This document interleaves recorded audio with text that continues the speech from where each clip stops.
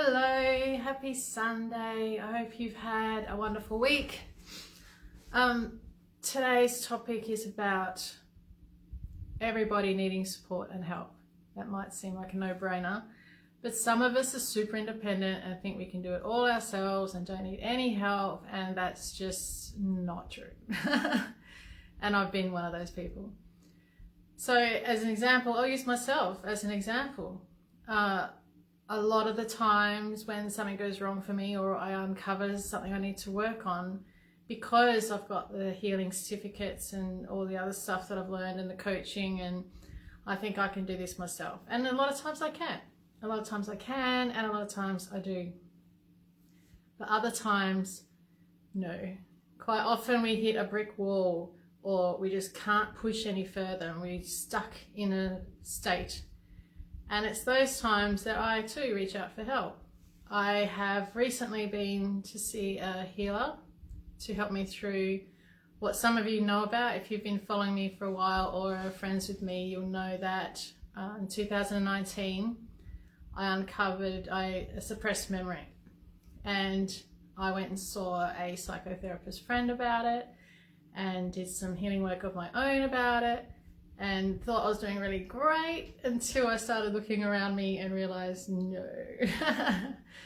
Because our external world reflects our internal world, and I was looking around me going, oh, no, there's something going on here, there's something deeper. So I've been to see a healer friend and she's been wonderful, and I'm feeling a lot better for it. So there's always more, isn't there? It's quite frustrating. Once you start this journey, there's just always more. And I think it's important, especially in my own role of a healer and a coach, that I continue my own work. And healers go to healers because we get it. We understand. We go see healers. Coaches have coaches because they understand how important it is to have that external viewpoint. And they can see things that we can't, because we're in that space, we're in that zone of whatever it is we're living in that moment, and someone outside of that can see in. And it doesn't even have to be wounds that you're healing. It can be simple activities throughout the day that you just can't push through. In my last retreat, I had the wonderful Angela Allen come along. She'll be at my retreats, hopefully all of them now, where we did some art, intuitive art, and it's on a property in Gidgee where we had the fires recently. And fortunately, the property itself was untouched. Unbelievable. Well, believable, actually, because of the energy of the place. But anyway. And I'm quite connected to that place because the first retreat I attended was there. It was a 5-day retreat. And now here I am running retreats there. So it's a beautiful, beautiful place for me. And we'll meditate. Excuse me. Goodness. Throat chakra. We meditated on a piece of nature that we found on the property, and I picked up a leaf, and then we painted with that piece of nature.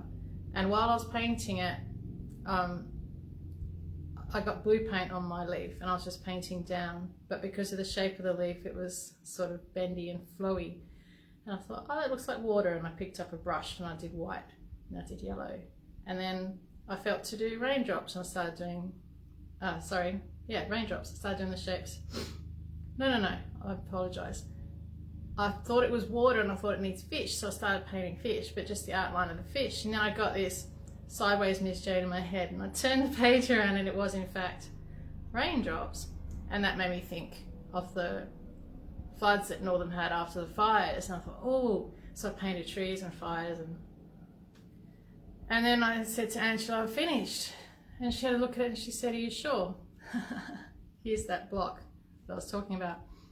And I felt like it needed more, and I said, well, yeah, but there's no space left. She said, what do you mean there's no space left? And there was, but it's just between the lines, like the stripes and the drops and the flames, and I just thought I couldn't fit anymore. And she said, I want you to go for a walk and come back. And I went for a walk, and as soon as I started going for the walk, because I felt so connected to that land and that leaf, I started to cry because of the fire impacting the bush around us. And when I started crying, I thought, why are you crying, Dee? You know that the bush comes back. You know that there's going to be a rebirth. And I went, oh. And I stopped crying and I went straight back to my page and I just painted over half of it with a phoenix rising. So this painting that I thought was finished now had this beautiful phoenix rising from the flames. And I relate to the phoenix myself sometimes because of my own history and where I am now. And I said, I'm finished. And Angela said, are you sure? And I'm like, and there was something else niggling. And she said to me, it's only small. I don't know what it is, but it's only small. I'm like, okay.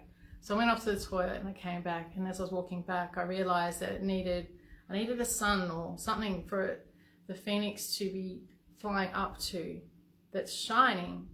And I wanted to do a sun, but I ended up doing stars, which doesn't necessarily fit the picture, but it's perfect for me and what I wanted it to represent.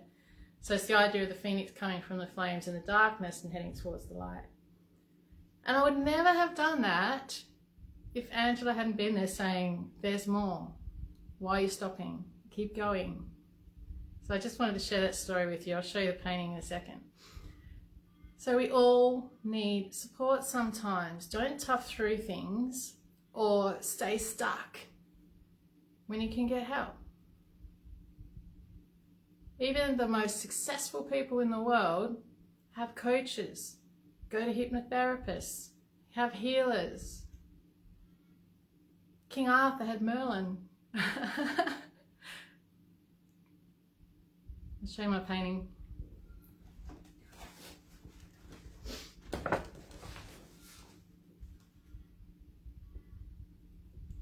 I fit it, it's pretty big. There you go.